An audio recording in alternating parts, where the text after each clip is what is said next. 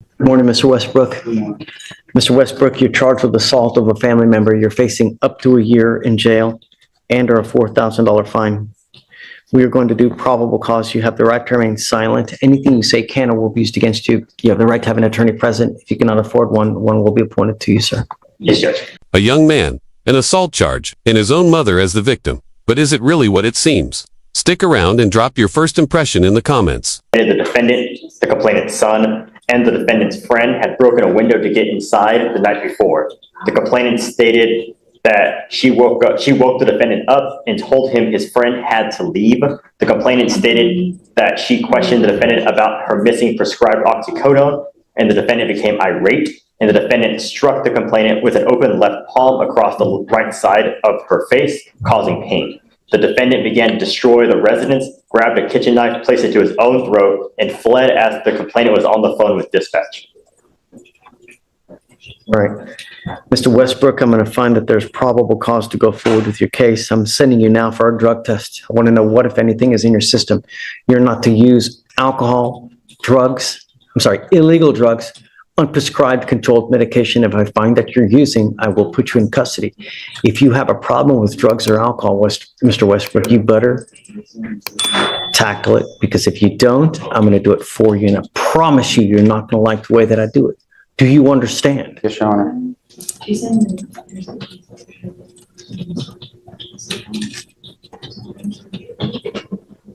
It's now, 12:10. All my lawyers are gone and I need to get the results back, but it's not going to be. So we need to roll this case to either, tomorrow, Friday, come back and we can finish what we're doing. Now it's just too late for us to get the results and finish everything up. I'll let you pick whatever day you want to come back, but we have to come back and finish. Sir, How old are you? I'm 19, sir. What do you do for a living? Right now, I'm just working at a fast food place, trying to get back into college. Who do you live with? My mother, well, that's who I was staying with. I don't want to talk about the case. I only want to know what you're doing in life and see. I'm trying to get back. I'm trying to go to college, get my trade school to become a welder. That would be fantastic. I tell you what, there's no better way to make a killing than getting a trade like that. It's a great idea, Sure. right? Unless you want to go the school route. Either way, but you got to do something, because now is the time that you build your life, not at 46, at 48 to try to say, well, you know what, I'm going to go to college now. Most people have their careers by then.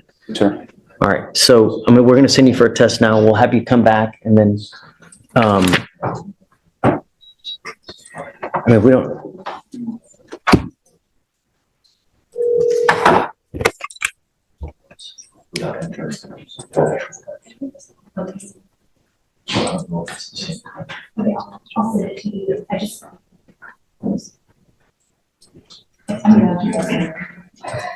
Yeah. Yeah. Yeah. Do you know the complaining witness? Have you guys reached out to this person? No, Your Honor. What is the relation? The relationship, the defendant's her son. That's the mother, Your Honor. The complainant's So the complaining witness in this case is mom. mom. Yes, Your Honor. I want you to understand something, Mr. Westbrook, that I'm issuing a protective order and your mom is now labeled as a protected individual.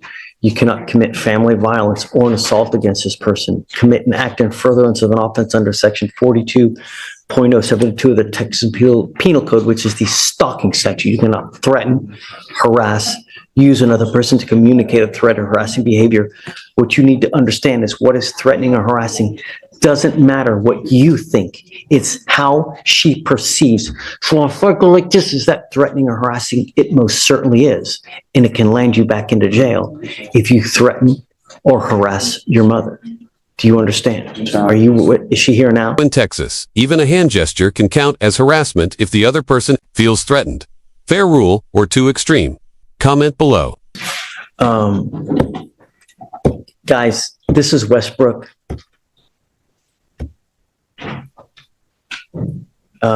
We've got mom as a CW. Yeah, or I guess let me give you the cost number. You're right. I'm sorry.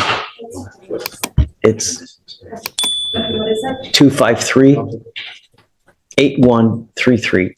My concern is that when we have these cases and no one has spoken to the complaining witness, I order no contact. How are we going to do that here? Let me see, Judge, if I can step out and try to contact her. Yeah, do you mind? Let's see if we No, I don't can, mind. please. All right, so let me impart to you one more thing, Mr. Westbrook. You got out of jail because we gave you a free bond. When we revoke bonds, we normally set them in around 5, maybe 10,000, maybe 15, depending on what happened. If you don't have anyone to pony up that kind of money, you will be stuck in custody until these cases are over with.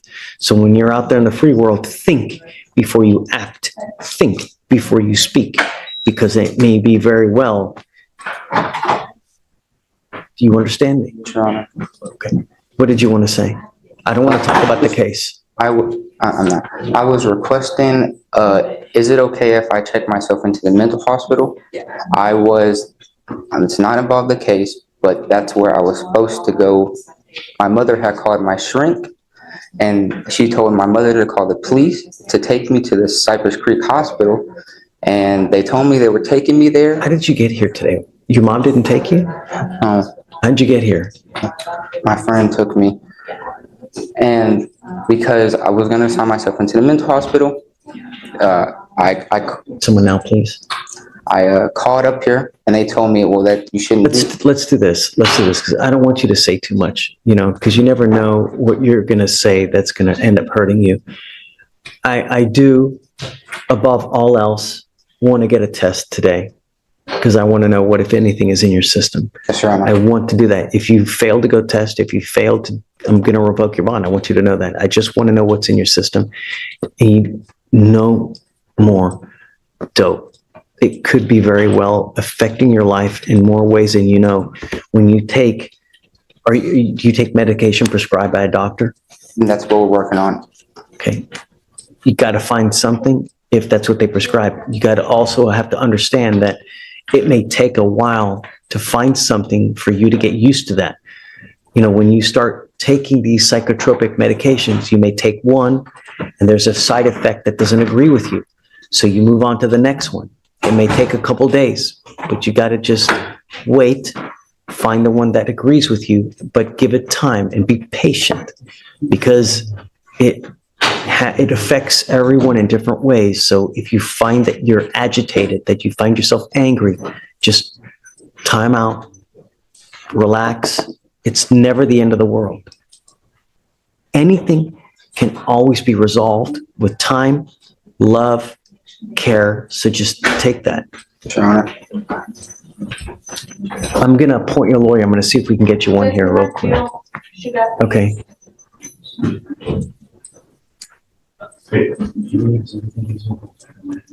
Jillian, this is Mr. Westbrook. We're going to have him just sign conditions. We'll send him for a test now. They're reaching out to mom. Mom's a complaining witness. He's thinking about checking into a hospital. If you feel that that's something that you like to do, great. That's a good thing. Just want to get help.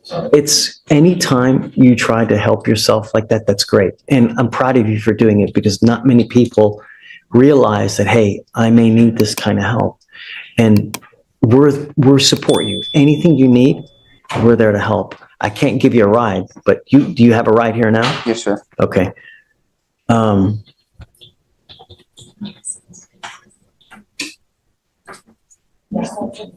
I guess bear with me a second. Just take a seat for me. I just want to wait to see if she was able to get in contact with your mom. Once we do, I'll bring you back up. We can talk. Okay. Thank you, Mr. Westbrook. And good job for coming, huh? Would you like him to return to address results? We're not going to return.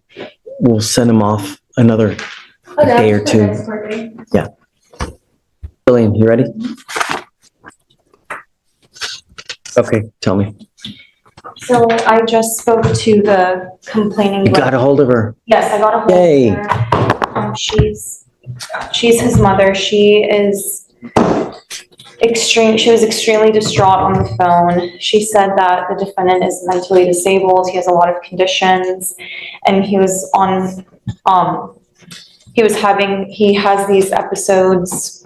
I didn't get quite a great understanding of what episodes is, but she had called his therapist or his psychiatrist, and the shrink instructed the complaining witness to get him transported to Cypress Creek Hospital Okay. because he was making harm, like threats of harm to himself. And so this complainant called the police in order to try to get their help in transporting him to the hospital because she couldn't get a handle of it. So she says it was never an assault in progress call and not one that she intended to make.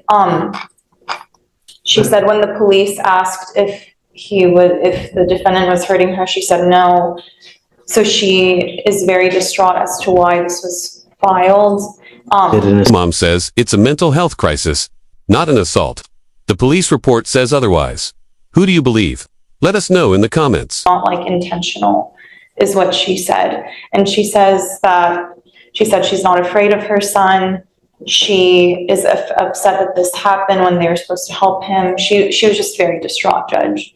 And I don't It have really any. makes me mad how people ask for help and then, instead of taking someone or helping someone into a facility, they just arrest because it's easier to arrest. We've literally So- set up a system now to where it's just as easy to not arrest them and they The still hell arrest is, them. I don't understand people. I can see if they didn't take them to Cypress Creek, they took them to wherever the designated location is, but there's a whole, it's just as simple now to take them where they need to go.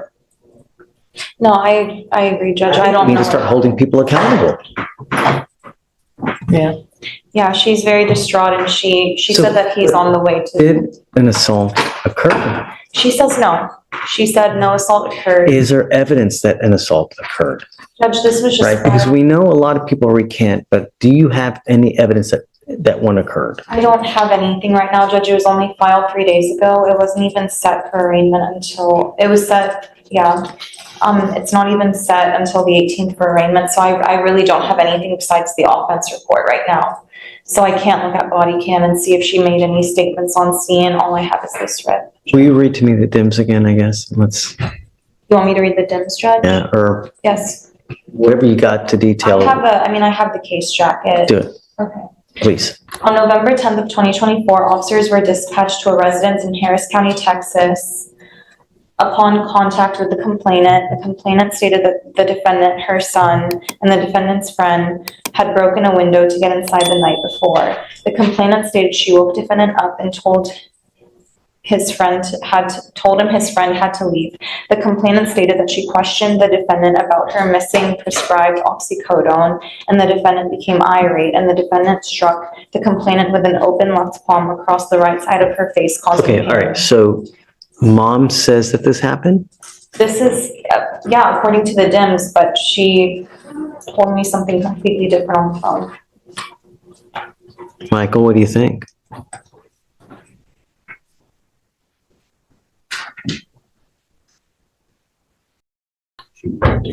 She's recanting, yes. Is this a bond? Are you approaching a bond condition? No, No. Okay, PC? just on PC. PC.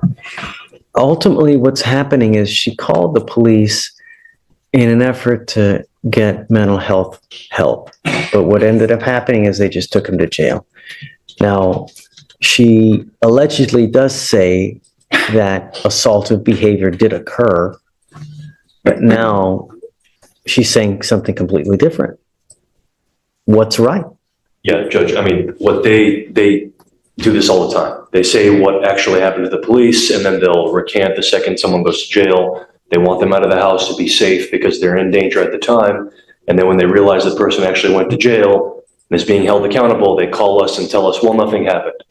I think at this point. I mean, I know that. Time to watch the body cam and listen to the 911, but I think what she said at the scene is what we need to go off of based on PC. And what she's saying to us in the RIP call, we need to evaluate the case at that point. But what's in the offense report, what she told police at the scene, should judge how we evaluate PC for now. And I was gonna say, I would disagree. It's not your run-of-the-mill recanting, because the first phone call that was made was to his psychiatrist. And his psychiatrist says call the police so they can transfer him to the mental health hospital. And so that's what she did based on the advice of his doctor. And so That's according to what she told me, Judge, that she called the shrink. Well, she called the person a shrink, so I don't know if it was a therapist or a psychiatrist, which is why I'm saying shrink. She told me that she called them first, but again, that's going off of her word, and if she's recanting now, I don't know how much. I think that for now, I'm gonna find it, okay? But I guess, Judge, in lieu of any drug testing right now, I mean, he can go today, but as far as like resetting him for tomorrow or Friday, he is come up, supposed to Mr. Westbrook. he is supposed to be checking in today, as was the plan last week. Is that okay with the court? I'll get the proof that he's checked in. They've got a bed ready for him, and he's supposed to be going in today to the hospital. I'd like to test you real quick, because I just want to know what's in your system. Will you go to the hospital afterwards? I think it may be a good idea, you know? Your life is valuable. You have only one. When you take a catastrophic move where it's, you harm, it's something, it's not like Target, you can return it. You can't, there's some things that you just can't come back from. If you have patience, then anything can be achieved. So don't make rash decisions. Take time, take care. We're here to help you as well. I want to help you. The goal for us is to have you leave better than you came. And if you give us time and be patient, we can help you with that. I have all kinds of resources, have all kinds of things at our disposal to help you. All you have to do are two things. Come back and stay in touch with Jillian. She's great. She will help you with whatever you need. She has a direct line to me that she can always call me. If you need anything, we have resources to help you out. But you got to stay in touch with us. And I think that that's a good call. If you make it down there, let me test you real quick. I'm not going to have you come back. Just go directly there to the Cypress place right after. As long as we know that you're there, I'm not going to revoke your bond. We will let you just take time that you need to go do what you need to do. But I got to know that you're there. Sure. If I don't know that you're there and I think you're out monkey business and not doing what you're supposed to be doing, I'll issue a warrant. I don't want to have to do that. So just please stay in contact with us. Do what you say you're going to do, and good things are going to happen. I promise. Sure. You can always get a hold of us. If you ever need anything, just come back here as well. We're always willing to help you with whatever you need. Do you have any questions? Okay. Let's set it off a week. I don't want to do a long one just to make sure that we stay kind of close with Mr. Westbrook. You know, she'll give you her number so that you can always get a hold of her. Okay. All right. But we'll also take care of costs. You won't have to pay for anything. So don't worry about the money. All you got to do is show up and stay in touch with Jillian. Sure. All right. So, quick question. When I do get out of the hospital, just to let her know that I am getting out of the hospital, correct? So what happens is usually when you check in, we'll get a rough kind of figure for how long you'll be there. I don't know. It could be a day, it could be 2 days. The idea is to get you as the best way you can. And it may take a day or two, it may take a week. I don't know. But stick with it. Sure. You know, take your time. Rome wasn't built in a day, as the saying goes. It takes time. And if you've got the patience, you got the love, you got the want, anything can happen, you know, here soon. And I also have resources to get you on track to help you with welding if you want it. I know people and I'll help you out with it. If you help me with yourself, I will help you with the job aspect afterwards. I promise. Sure. You know? Okay? Sure. All right, Mr. Westbrook. Best of luck to you, okay? We'll see you soon. Yeah. All right. Thanks, Julie.